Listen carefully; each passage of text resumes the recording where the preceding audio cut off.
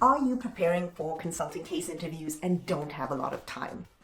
I am Remona, a former McKinsey consultant and interviewer, and I'm here to share with you how I prepared for my McKinsey case interview in just 1 week and got the offer. In this video, we will cover how I landed up in a situation to only prepare a week ahead of my McKinsey interviews.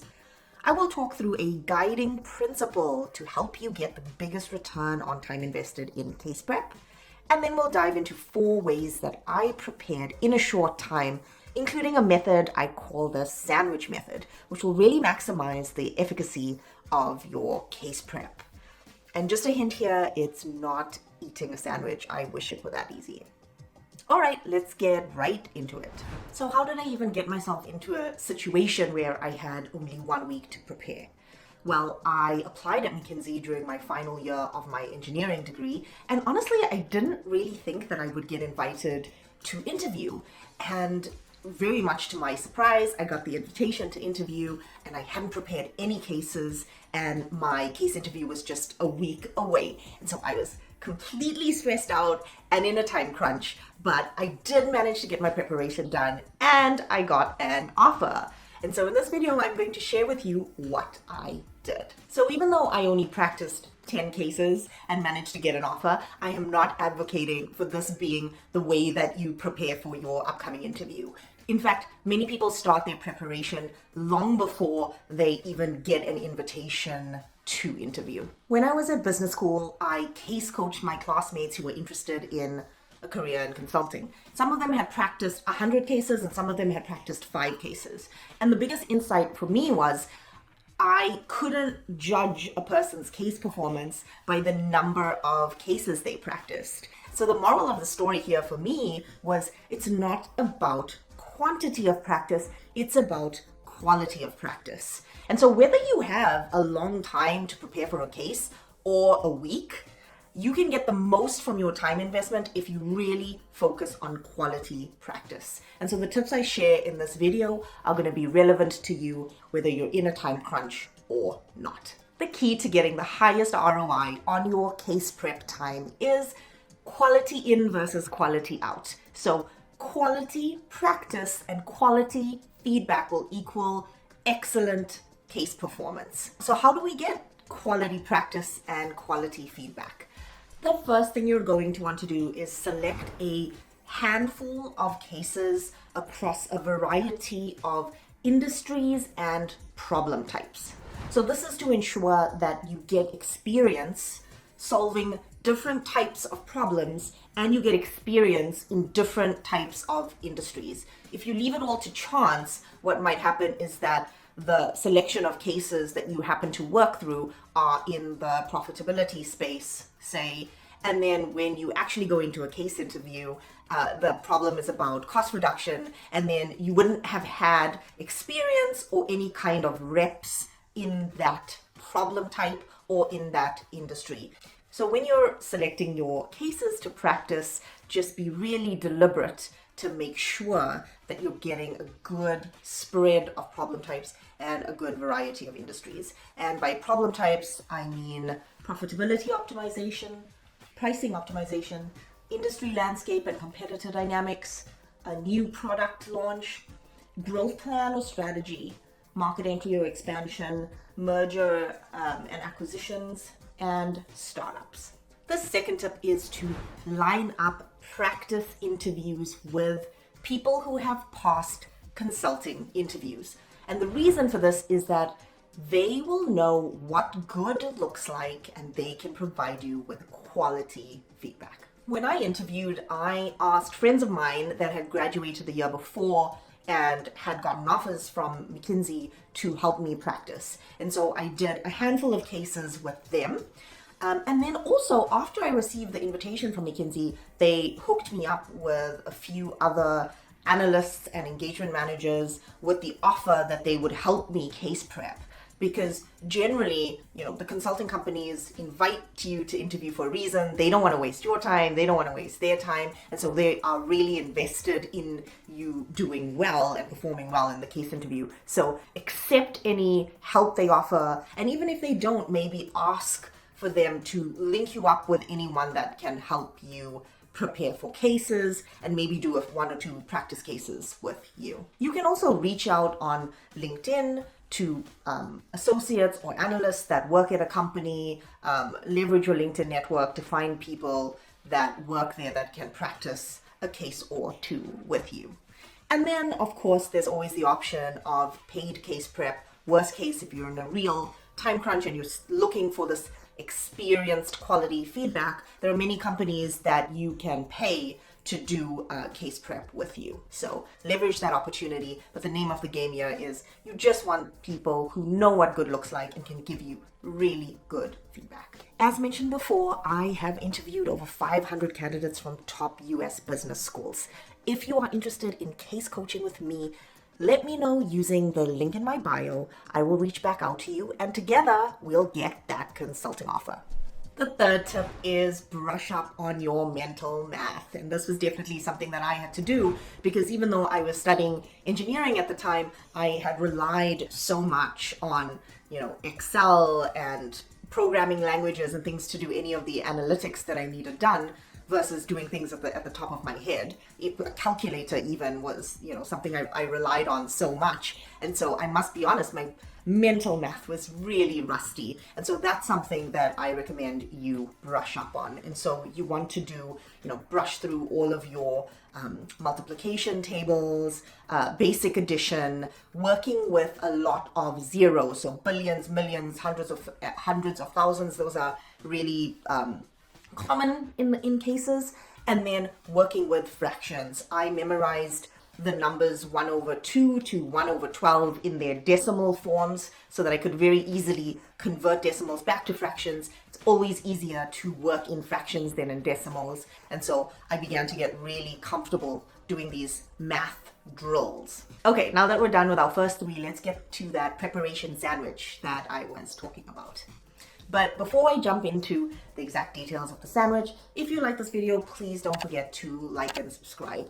I usually make content on my channel about presence and influence as the key to help you succeed professionally, and tied to that, how to perform well in interviews. So with this sandwich method, if you have a block in your calendar that you've got scheduled with someone to run through a case, to do a mock case interview, what you want to do is you've got the block on your calendar, you want to block off 15 minutes before the case and 15 minutes after the case. And then there's very specific things that you need to do in those first 15 minutes and then that second 15-minute block at the end.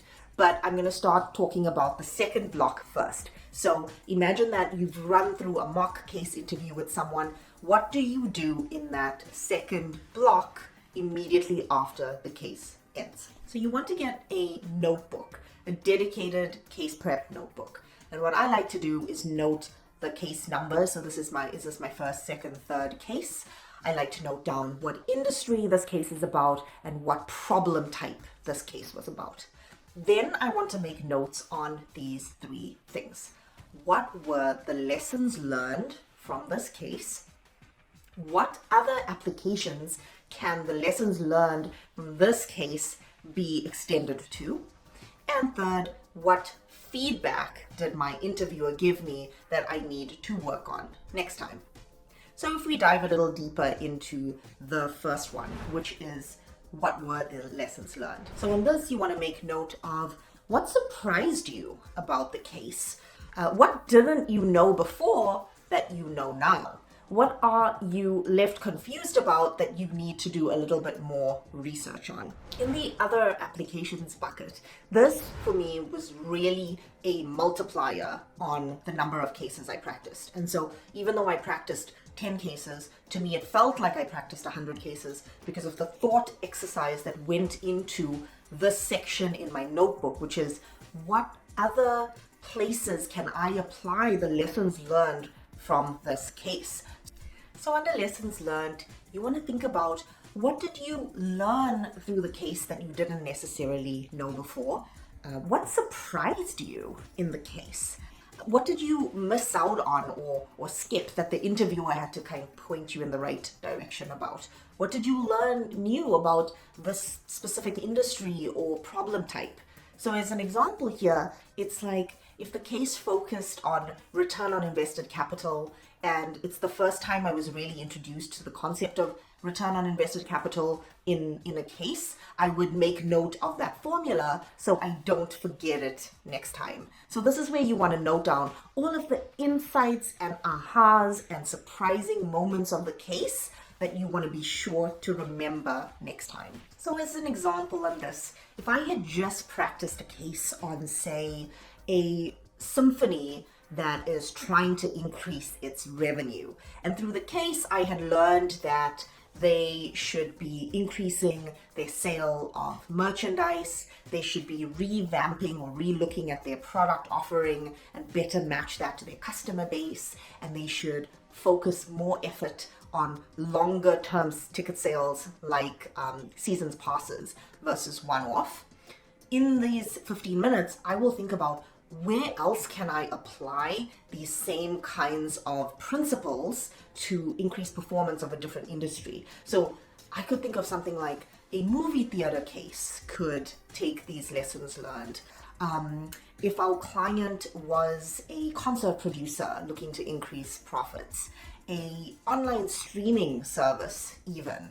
What else can you think of that you could pass on these kinds of lessons learned? Okay, so that's the bottom piece of bread in our preparation sandwich. Now let's go to the top piece of bread, which is the first 15-minute block that you have before going into the actual practice case interview. What you want to do here is two things. You want to read through your lessons learned from all other cases that you've done to this point. And then the second thing is to anchor on the one thing you're going to focus on doing better and making significant progress on in this next case. Just one thing. Now for the meat of the sandwich, the actual practice case. You want to tell your interviewer two things before you start the case. One is, what specific thing are you focusing on during this practice case that you'd like your interviewer to tailor most of their feedback around? And two, what role you want the interviewer to play, or how close to an actual interview do you want the interviewer to make this feel like? And my guidance here is, if you're in the early parts of the week or in the early parts of your case prep and you're still hungry for a lot of feedback, I would say your interviewer should be giving you feedback after every question versus at the end. If you are very close to your interview and you feel confident enough in your casing ability and you want the interviewer to basically make this feel more like a mock interview than a case coaching session, then you would sit through the whole interview and ask the interviewer to keep their feedback for the end of the interview. And so if you're early in your case prep journey, your focus is on learning, and so you want your feedback after every question. If you're late in your case prep journey and your interview is really close, then you can ask your interviewer to serve more like an actual interviewer, and then you can role play what your interaction is going to be like on the day. The most common thing that I see people working on very diligently in the early part of their casing journey is, one, learning the dance or just learning how an interview works. Two is being structured. This is the most common piece of feedback that people get during mock interviews, is be more structured. And then later on, after you've mastered doing the consulting interview dance, being structured is being more creative and thinking out of the box, being less generic in the solutions that you're proposing. In my next video, I cover the 10 ways that I've seen people really fall short in case interviews. I've interviewed over 500 MBA students from top US MBA programs, and I'm sharing with you in my next video the 10 things that I see most people doing wrong so that you can avoid them.